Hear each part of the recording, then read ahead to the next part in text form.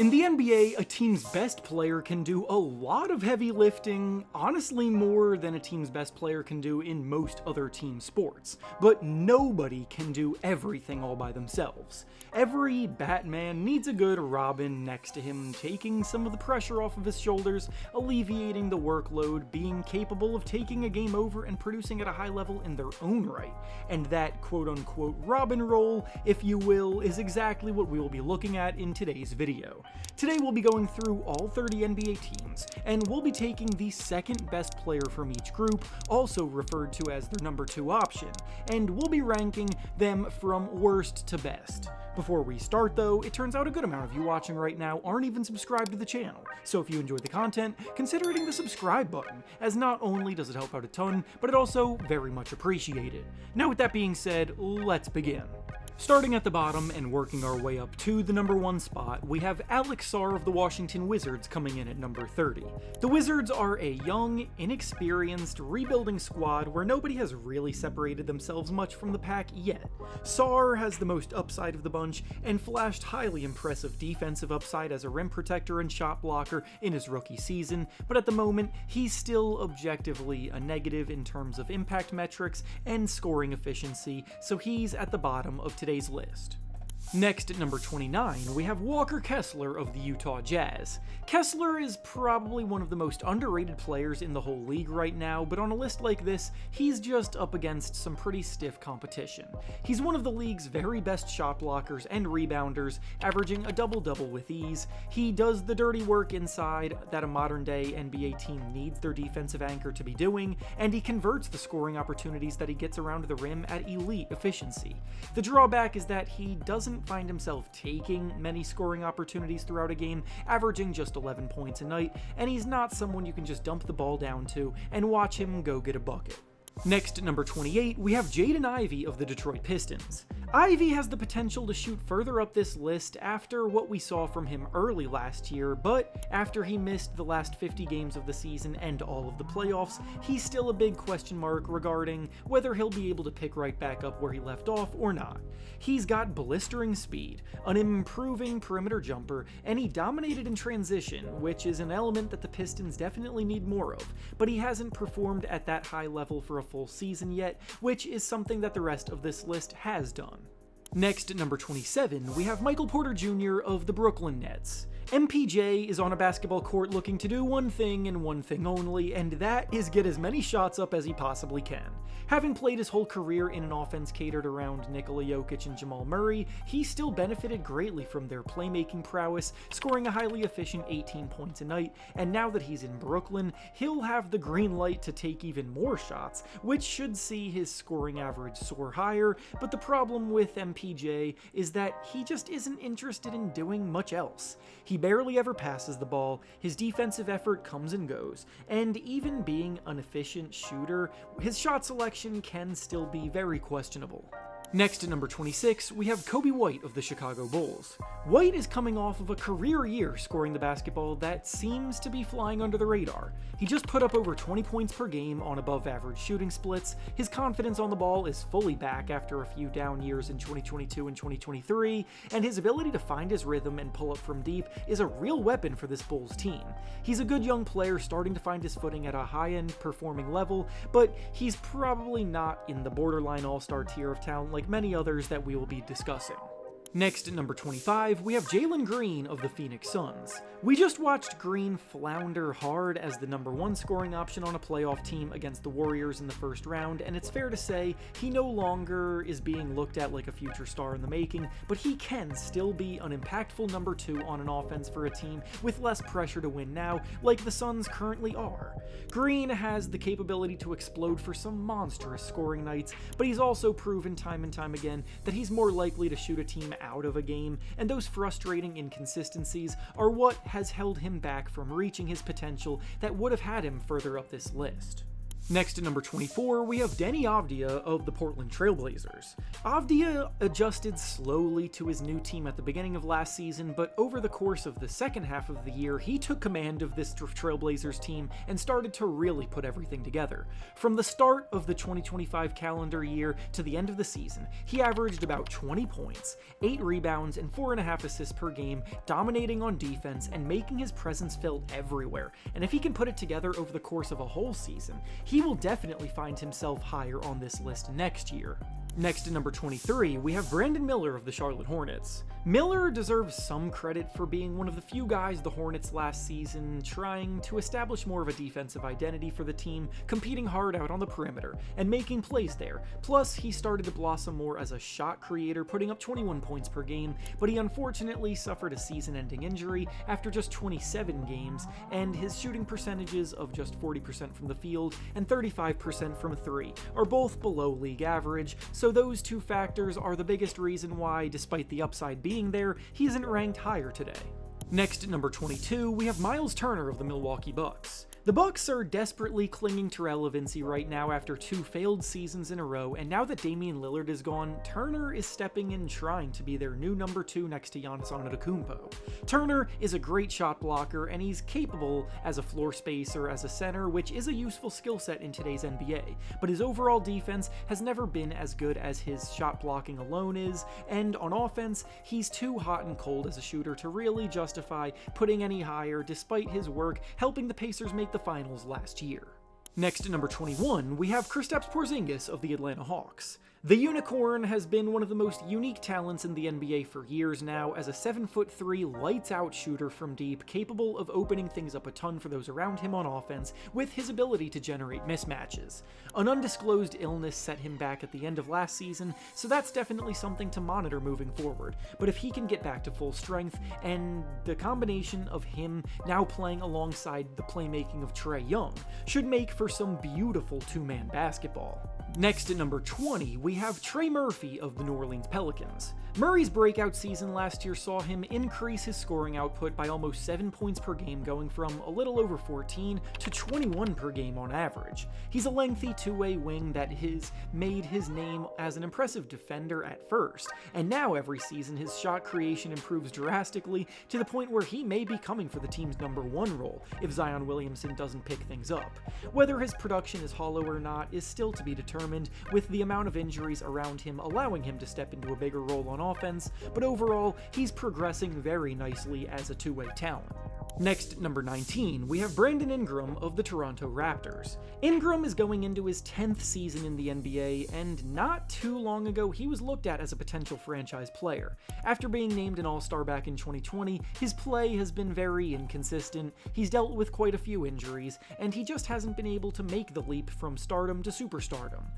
Now, with a fresh start in Toronto, he's hoping to elevate the group back to the playoffs, but that is the furthest thing from being a sure thing. Next at number 18, we have Tyler Hero of the Miami Heat.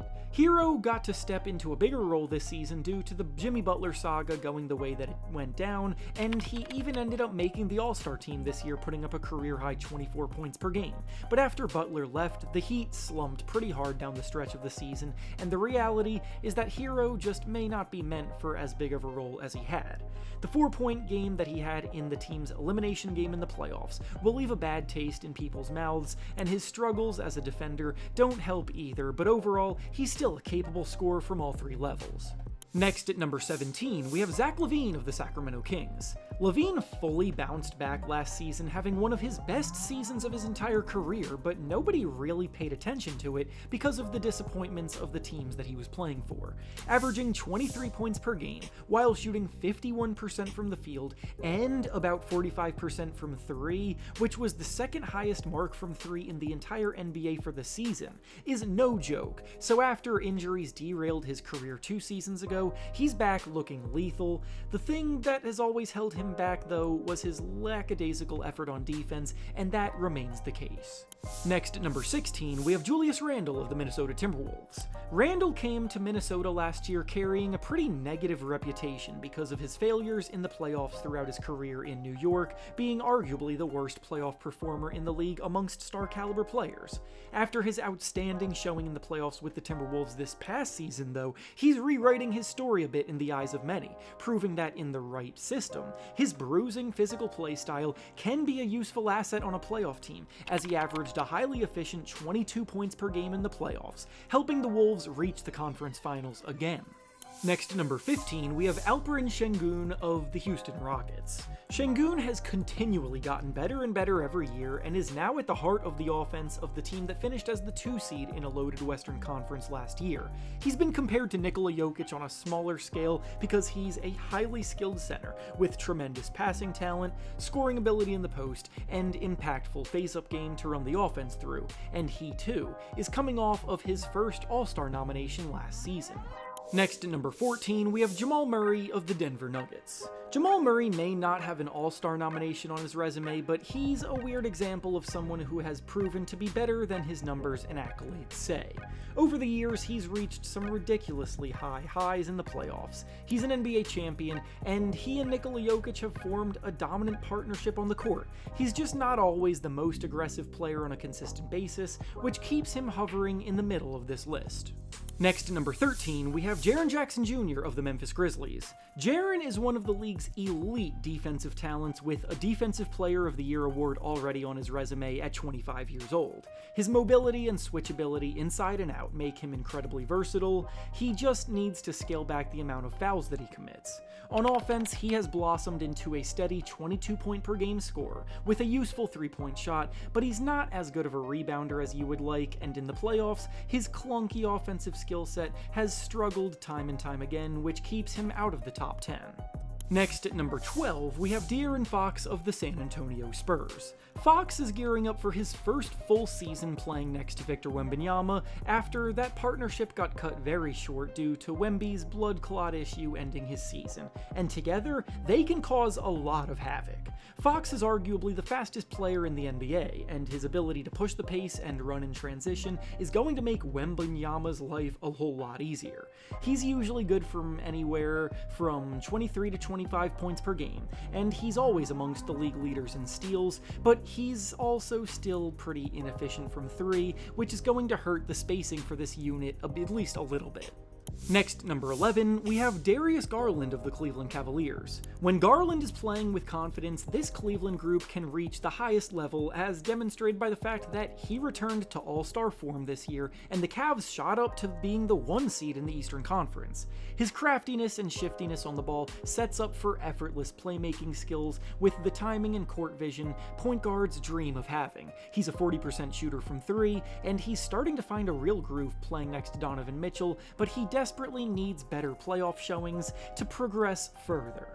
Now to start off the top 10, we have Tyrese Maxey of the Philadelphia 76ers. Maxey ranked 7th in the NBA in points per game this past season, putting up over 26 points a night, but it didn't amount to anything due to the disastrous amount of injuries suffered on the team around him. He had a down shooting year, but I'm willing to bank on that being more of a result of being thrust into a role where he had to do everything due to the circumstances around him, and believe that he can bounce back, because historically he has been one of the more efficient volume 3-point shooters in the league, shooting 43% from deep in both 2022 and 2023. Next, at number 9, we have Franz Wagner of the Orlando Magic. Franz is probably a lot better than the average fan is aware of, averaging about 24 points, 6 rebounds, and 5 assists per game, helping lead the Magic to the playoffs again. For a 6'10" wing player, his driving ability and useful handle are very impressive tools in his arsenal that he uses to attack the basket relentlessly, and he's also a big part of Orlando's number 2 ranked defense. He just also happens to be one of the worst volume 3-point shooters in the NBA, hitting just 29% of his threes, which holds him back both on this list, and it becomes a glaring weakness in the playoffs. Next, at number 8, we have Jimmy Butler of the Golden State Warriors. Butler may not have better production than a lot of the players ranked behind him today, but I'm willing to give him one last benefit of the doubt year on rankings lists due to the amount of times that he has outperformed expectations in big moments in the past. After the Warriors traded for him last season, they got red hot as a team going into the playoffs, and if Steph Curry didn't go down injured in round 2, they may have made a much deeper run because of Butler's ability to elevate this squad.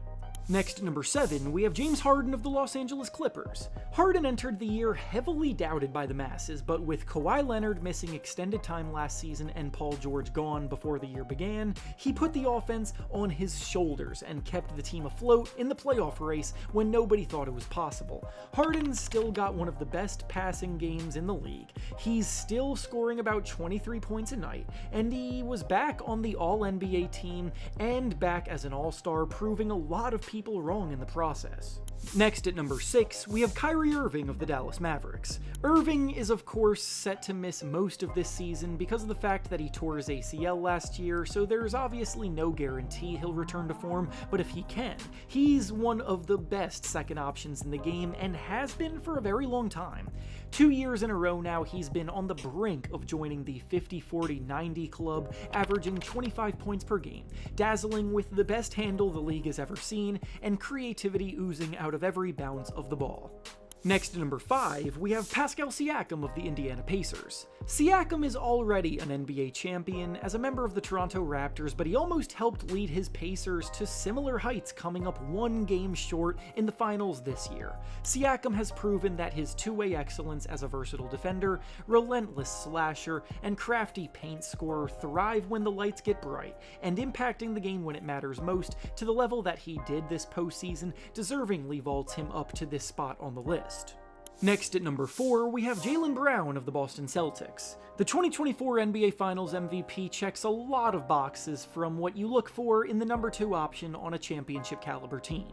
He competes hard on both ends of the floor. He's proven he can average up to 27 points per game, which he's done in a prior season. He's capable of scoring from all 3 levels, and when he gets going, the Celtics become very hard to stop. His 3-point percentage has been slipping a bit over the last few years, and criticism over his ability to create with his left hand persist, but for what he's accomplished, he is comfortably in the top 5 of second options.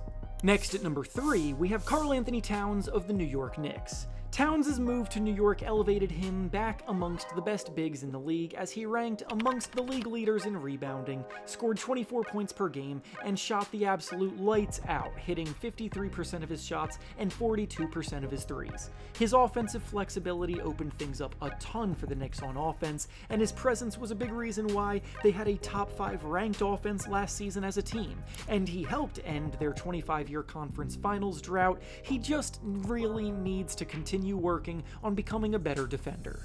Next, at number 2, we have Jalen Williams of the Oklahoma City Thunder. J-Dub has had his fair share of doubters this year, with many questioning whether he could be a legit number 2 option for a championship team, but after being named an All-Star, named 3rd team All-NBA, and named 2nd team All-Defense, he established himself as one of the best two-way talents in the entire association. Then he went and dropped 40 points in a pivotal NBA Finals game, helping his Thunder squad take home the Larry O'Brien Trophy for the first time in franchise history, and all of that results in a well-earned number 2 spot on this list. And finally, coming in at number 1 as the best sidekick in the league right now, we have LeBron James of the Los Angeles Lakers.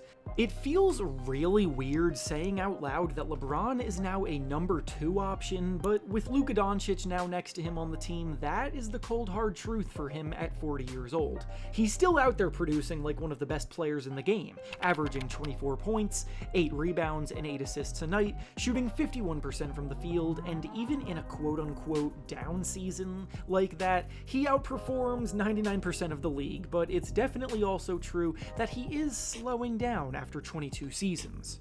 And with that being said, that's all I have for you today. Make sure to like the video, subscribe to the channel, and comment down below what you think about every second option and how they stack up against each other. Thanks for watching, and I'll see you all next time.